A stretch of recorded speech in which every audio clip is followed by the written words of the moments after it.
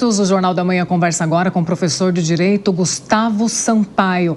Tudo bem, professor? Bom dia. A gente quer falar sobre o PL da anistia.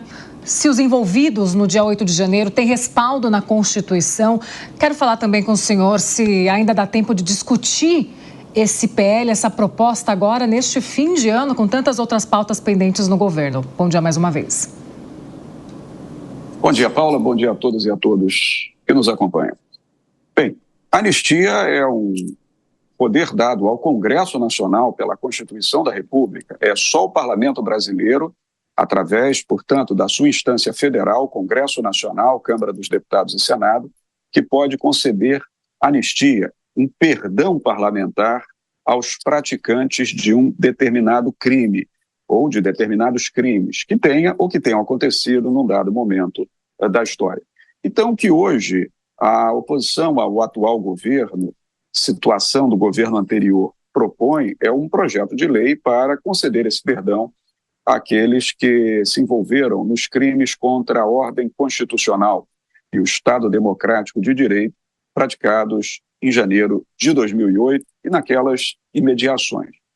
Agora, para concluir, Paulo, é preciso dizer que se essa anistia estará ou não de acordo com a Constituição, isso provavelmente será algo submetido, acaso o projeto de lei seja aprovado e transformado em lei, à apreciação do Supremo Tribunal Federal, que é a Corte Constitucional do Brasil, que vai dizer se, neste caso, dos crimes previstos na Lei 14.197 de 2021, ou seja, dos crimes contra a democracia, se é possível ou não que o parlamento conceda anistia à luz da Constituição. Isso é algo que ainda não está resolvido.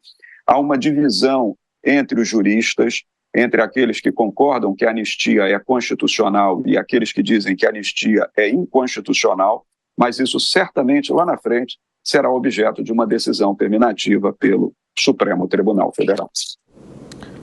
Agora, professor, é claro que as narrativas vão ganhando cada vez mais força. A gente viu o episódio, envolvendo o Francisco Vanderlei, que fez o ataque ao STF e acabou também se suicidando na sequência. Diversas também mensagens estão se avolumando em relação a e-mails de ameaças, tanto ao Supremo como também a parlamentares. E essas discussões vão ganhando força porque, assim, até que ponto a gente pode pesar a mão nas condenações quanto a essas ameaças e até mesmo os atos que ocorreram no dia 8 de janeiro? Bem, pesar a mão ou não, David, é uma questão de dosimetria de pena. O Supremo Tribunal Federal, quando processou e julgou essas ações penais, algumas estão sendo julgadas ainda contra aqueles criminosos que invadiram a Praça dos Três Poderes no dia 8 de janeiro, ele fez uma mensuração de quais crimes teriam sido praticados ali. Você sabe, David, no Brasil a responsabilidade penal é individual, assim tem que ser em qualquer país do mundo civilizado, do mundo democrático. A pena tem que ser dosada de acordo com o agente na proporção da ação ou da omissão de cada agente.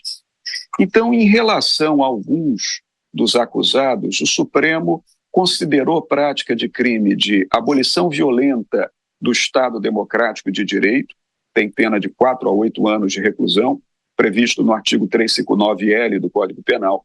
E para muitos ele somou em concurso material, eu explico, David, um somatório de penas decorrente do cúmulo de crimes, somou o crime de tentativa de golpe de Estado, previsto no artigo 359-M do Código Penal, com pena de 4 a 12 anos de reclusão.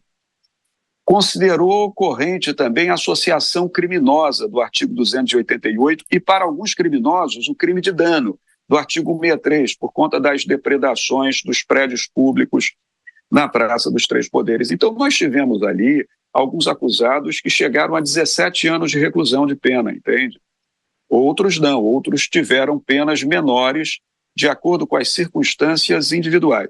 Então, quando o Supremo Tribunal Federal estabelece as penas, o faz com base em quê? O faz com base na verificação do fato. Quais teriam sido os crimes cometidos, se teria havido ou não concurso material para se chegar àquela pena tão alta. Agora, eu quero te dizer que não foi unânime a decisão.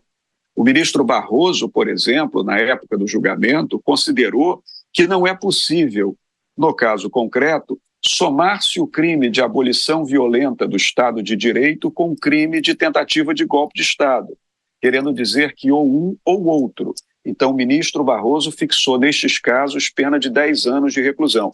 Mas a maioria decidiu pelo concurso material, fixando pena de 17 anos.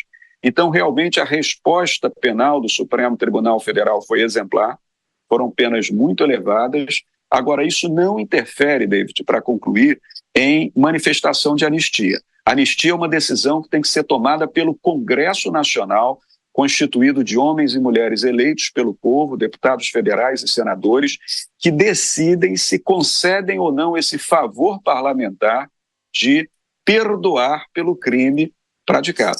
Então, a concessão da anistia, ela não está relacionada à carga de pena estabelecida pelo Supremo Tribunal Federal. Está relacionada a uma escolha política majoritária de se perdoar ou de se não perdoar aqueles determinados envolvidos com o crime. Bom, e sobre a proposta de anistia aos condenados do dia 8 de janeiro, a gente conversou com o professor de Direito Gustavo Sampaio. Professor, muito obrigada e até a próxima. Eu que agradeço, Paula. Até a próxima. Bom jornal para todos. Até mais.